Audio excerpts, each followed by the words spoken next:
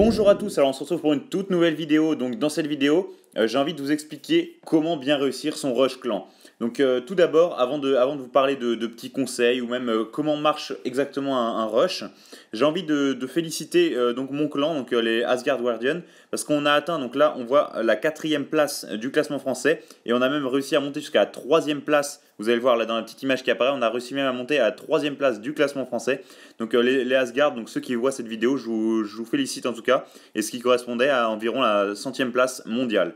Donc ceci étant dit, on va pouvoir commencer à aborder différents points qui sont relativement importants. Donc déjà, un premier point qui est important de connaître, c'est comment justement sont calculés les trophées de clan. Parce que ça, c'est une question qu'on peut souvent se poser. C'est tous les trophées qu'on voit, comment on fait pour les calculer. Donc tout simplement, il y a une règle de calcul pour ça. En gros, ce qu'on va faire, c'est on va prendre le joueur de 1 à 10, les 10 premiers joueurs, on va prendre la somme de tout leur nombre de trophées et on va prendre la moitié de cela. Ensuite, du joueur 11 au 20e, on va prendre 25%, et ça en descendant. Donc c'est-à-dire que par exemple, du 41e au 50e, on va seulement prendre 3% de la somme de leurs trophées. Donc ce qu'il faut retenir, c'est que les 10 premiers joueurs de votre clan, ce sera le plus important. Ce sera les joueurs où il faudra qu'ils aillent chercher le plus de trophées possible, parce que du coup, ces 10 personnes-là, c'est là où leur poids sera beaucoup plus grand. Ensuite, ça sera un poids de 1 quart pour les 10 suivants, donc du 11e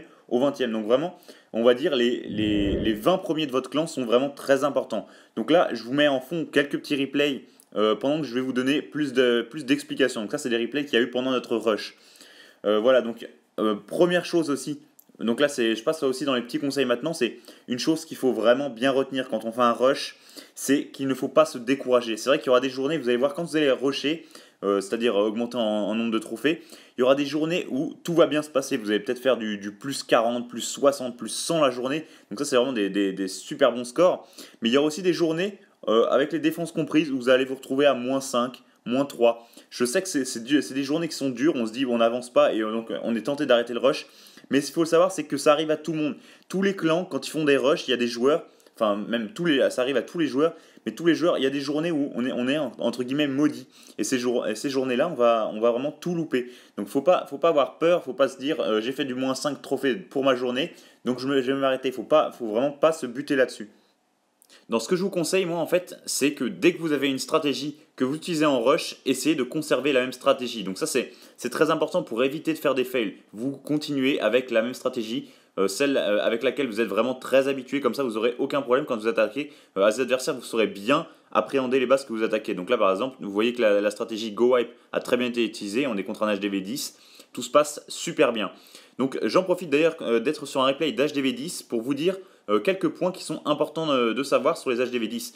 Quand on est un HDV 10 et qu'on commence à rusher avec un certain nombre de trophées, on va tomber contre que des bases qui n'ont plus beaucoup de trophées à prendre. Donc ça peut être par exemple 7 trophées quand on fait un 3 étoiles ou autre. Ce qu'il faut, c'est se fixer une base. Quand on trouve des bases qui ont par exemple 7 trophées, et ben on les attaque. Voilà, en fait, il faut se fixer une base. Moi, je sais qu'à 3400 trophées, j'attaquais des bases qui contenaient 24 trophées à prendre en 3 étoiles. Comme ça, je sais que quand je fais des stratégies qui sont coûteuses, par exemple du golem sorcier sorcière ou golem sorcier PK, je ne m'attaque que à des bases comme ça. En général, je fais du 2 étoiles dessus. Donc comme ça, je sais que je gagne par exemple 16 trophées sur ces bases-là. Donc ça, c'est vraiment plein de stratégies qu'il faut penser. Là, je vais vous présenter un autre petit replay. Donc là, vous allez être entre guillemets choqué. Mais voilà, on peut trouver en étant champion ce type de base-là. Et l'avantage, donc regardez, c'est un HDV 9. Et pourquoi on peut trouver maintenant des bases comme ça ? C'est grâce au nouveau matchmaking. Donc le nouveau matchmaking, en gros, ça vous permet quand vous faites des recherches de trouver des bases qui sont plus adaptées à votre niveau de base. Et donc le nouveau matchmaking, il favorise maintenant le rush champion pour les HDV 9 ou même HDV 8, mais surtout HDV 9. Pourquoi ? Parce qu'il va vous permettre aux HDV 9 de trouver plus facilement des bases qui sont HDV 9 et donc ça va être un peu plus équitable pour vous qui êtes HDV 9 pour pouvoir essayer de gagner des trophées. Donc ça, c'est un bon point qui a été apporté avec la mise à jour et donc en tout cas le matchmaking, c'est quelque chose de très intéressant.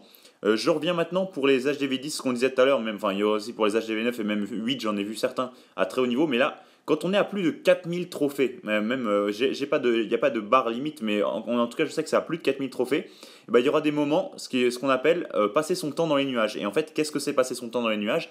C'est juste que quand on lance une attaque de guerre et qu'on recherche une base adverse pour attaquer, et ben, vous allez voir que le jeu il va rester dans les nuages parce qu'en fait, il va pas trouver de base directement à attaquer. Comme on peut, quand on est à un nombre de trophées qui reste assez raisonnable, quand on fait suivant, et ben on trouve une base. Et ben à ce nombre de trophées là, vous allez faire suivant et vous allez vous bloquer pendant peut-être. Ça peut même arriver que certains montent à 10, 15, 20 minutes en train de chercher des bases, donc à rester bloqué comme ça, à chercher des bases, sans les trouver. Donc ça, c'est vraiment quelque chose qu'il faut savoir, c'est que quand on dépasse un certain nombre de trophées, je sais qu'à 4400 trophées, ça arrive en tout cas, quand on a un certain nombre de trophées, eh ben on va avoir du mal à trouver des bases. Donc en gros, on va plus facilement s'attaquer à des bases, les premières qu'on trouve.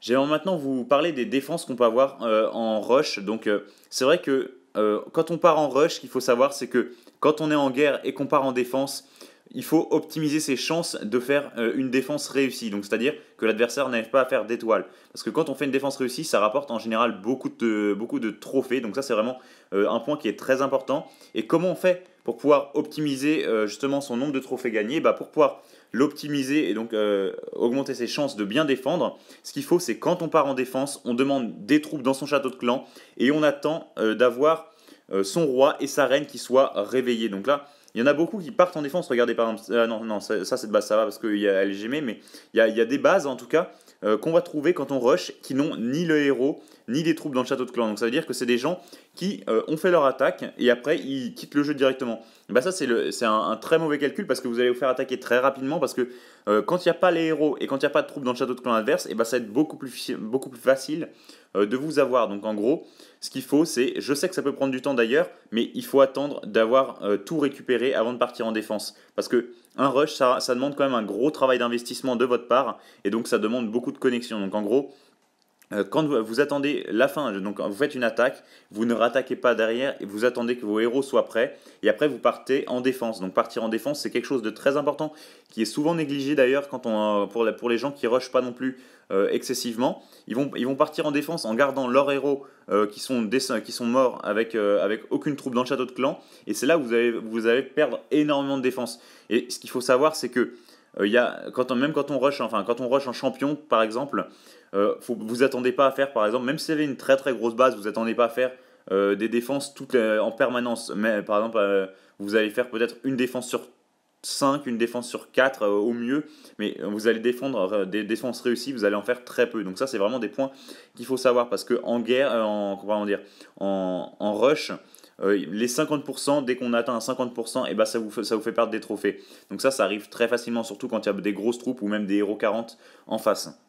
J'ai maintenant envie d'aborder avec vous un tout dernier point, c'est un point de défense encore, c'est l'utilité de mettre son HDV à l'extérieur.